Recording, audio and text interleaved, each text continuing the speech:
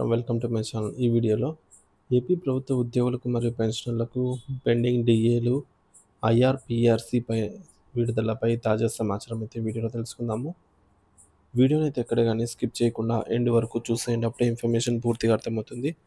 అలాగే వీడియో చూస్తున్న ప్రతి ఒక్కరు వీడియోకైతే లైక్ చేయండి ఫ్రెండ్స్. ఈ వీడియోని తోటి ఉద్యోగ పెన్షన్ మిత్రులతో అయితే షేర్ చేయండి. కొత్తగా మన ఛానల్ చూస్తున్నవారు ఇంకా ఎవరైనా సబ్స్క్రైబ్ చేసుకోకుంటే వెంటనే మన ఛానల్‌ని సబ్స్క్రైబ్ చేసుకోండి. దీని ద్వారా నేను చేసే లేటెస్ట్ వీడియోస్ అన్నీ మీ వరకు రీచ్ అవుతాయి. ఇక ఆలస్యం చేయకుండా వివరాల్లోకి అయితే వెళ్ళిపోదాము. ఫ్రెండ్స్, ఇక విషయానికి వచ్చినట్లయితే రాష్ట్రంలోని లక్షలాది మంది ఉద్యోగులు, పెన్షనర్లు ఎదుర్కొంటున్న తీవ్రమైన ఆర్థిక మరియు ఆర్థికేతర సమస్యలను నూతన కూటమి ప్రభుత్వం తక్షణమే పరిష్కరించాలని Andhra Pradesh joint action committee APJAC Amaravati demand చేసింది. వారి సమస్యలపై ప్రభుత్వం నిర్దిష్టమైన కాలపరిమితితో కూడినటువంటి స్పష్టమైన హామీ ఇవ్వాలని ఈ మేరకు విజ్ఞప్తి చేసింది. శనివారం విజయవాడలోని రెవెన్యూ భవన్లో ఏపీజేఏసీ అమరావతి రాష్ట్ర కార్యవర్గ విస్తృత స్థాయి సమావేశం అయితే జరిగింది. ఈ సమావేశానికి ఏపీజేఏసీ అమరావతి చైర్మన్ బొప్పరాజు వెంకటేశ్వర్లు అధ్యక్షత అయితే వహించారు. మహిళా విభాగ రాష్ట్ర కార్యవర్గ, జేఏసీ అనుబంధ సంఘాల రాష్ట్ర నాయకులు ఈ యొక్క సమావేశంలో అయితే పాల్గొన్నారు. ప్రభుత్వంపై తీవ్ర నిరాశ, ఆవేదన. ఈ సందర్భంగా బొప్పరాజు వెంకటేశ్వర్లు మాట్లాడుతూ 15 నెలల సుదీర్ఘ విరామం తర్వాత ఏపీజేఏసీ అమరావతి చేసినటువంటి నిరంతర కృషికి ఫలితంగా ప్రభుత్వ ప్రధాన కార్యదర్శి సిఎస్ ఆధ్వర్యంలో జాయింట్ స్టాఫ్ కౌన్సిల్ జేఏసీ సమావేశం జరగడం కొంత ఊరటనిచ్చిందని, అందుకు సిఎస్కు ధన్యవాదాలు తెలిపారు.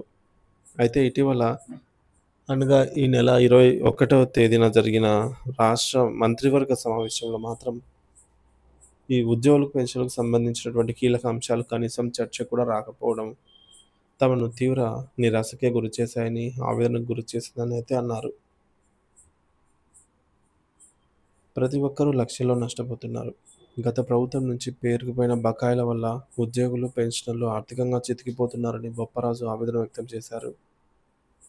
ముఖ్యంగా 11వ పీఆర్సీ, డిఏ అరియర్స్, సరెండర్ లీవ్లు వంటివి చెల్లించకపోవడంతో ప్రతి ఉద్యోగికి సుమారుగా 5 లక్షల నుంచి 10 లక్షల వరకు ఈ మేరకు నష్టపోతున్నారన్నారు.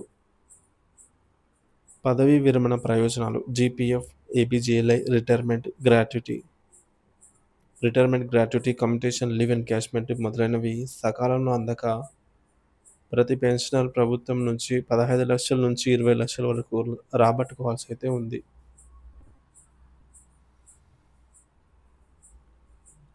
గత ప్రభుత్వ హయాంలో పదవి విరమణ చేసిన అనేక మంది ఉద్యోగులు తమకు రావాల్సిన బకాయిలు అందకుండానే కన్నుమూయడం అత్యంత బాధాకరమని ఆయన ఆవేదన వ్యక్తం చేశారు.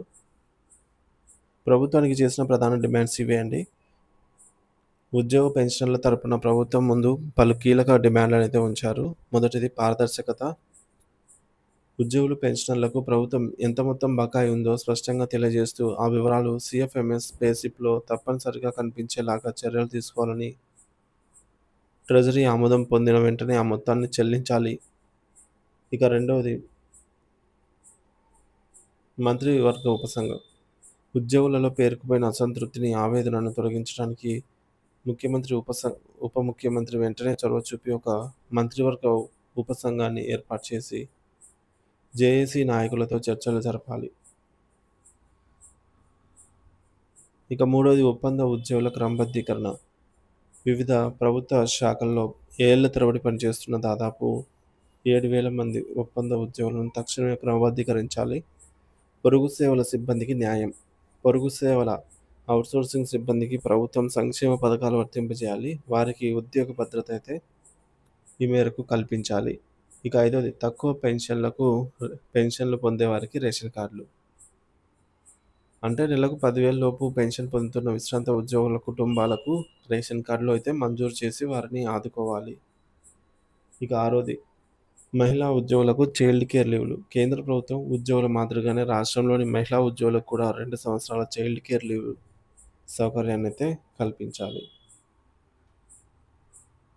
మరి ఈ సమావేశంలో సంఘం రాష్ట్ర సెక్రటరీ జనరల్ పలిశెట్టి దామోదర్ రావు, అసోసియేట్ చైర్మన్ టివి పన్నిఫేర్ రాజు సహా పలు అనుబంధ సంఘాల రాష్ట్ర నాయకులు పాల్గొన్నారు. వారంతా ఉద్యోగులు పెన్షన్ల సమస్యలను తీవ్రతరం గురించి వివరించి, ప్రభుత్వం నుంచి స్పష్టమైన కాలపరిమితితో కూడినటువంటి హామీ లభించే వరకు తమ పోరాటం కొనసాగిస్తామైతే ఈ మేరకు స్పష్టం చేశారు. ఉద్యోగులు పెన్షన్ల సమస్యలు తక్షణమే పరిష్కరించాలి. JAC Amaravati demand. ప్రభుత్వం స్పష్టమైన కాలపరిమితితో కూడినటువంటి హామీ ఇవ్వాలని చైర్మన్ బొప్పరాజు వెంకటేశ్వర్లు విజ్ఞప్తి.